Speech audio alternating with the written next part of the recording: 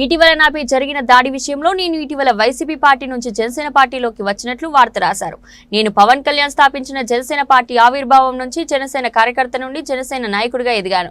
నా ఊపిరి ఉన్నంత వరకు నేను జనసేన నాయకుడిగానే ఉంటాను.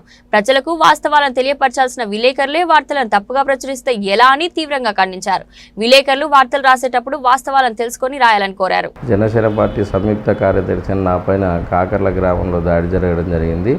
ఆ ఘటన పైన కొన్ని వార్తాపత్రికల్లో వచ్చినటువంటి కథనం ప్రకారము కాలువ బాలరంగ వైసీపీ నుండి ఈ మధ్య కాలంలోనే జనసేనలోకి రావడం అని వచ్చారని రాయడం జరిగింది. అది పూర్తిగా అవాస్తవము. మేము ప్రజారాజ్యం పార్టీ నుండి కూడా మెగా అభిమానులము. జనసేన పార్టీ ఆవిర్భావం నుండి ఈ పార్టీలో క్రియాశీలక సభ్యునిగా పనిచేస్తున్నాము. గత 4 సంవత్సరాలుగా జిల్లా సంయుక్త కార్యదర్శిగా పార్టీ కార్యకలాపాలన్నిటిని కూడా ఈ నియోజకవర్గంలో మేము చురుకుగా చేస్తున్నాము. కావున కొన్ని వార్తాపత్రికలు రాసినటువంటి అసత్యాలను ఒకసారి గమనించవలసిందిగా కోరుకుంటూ వాటిని ఖండిస్తున్నాను.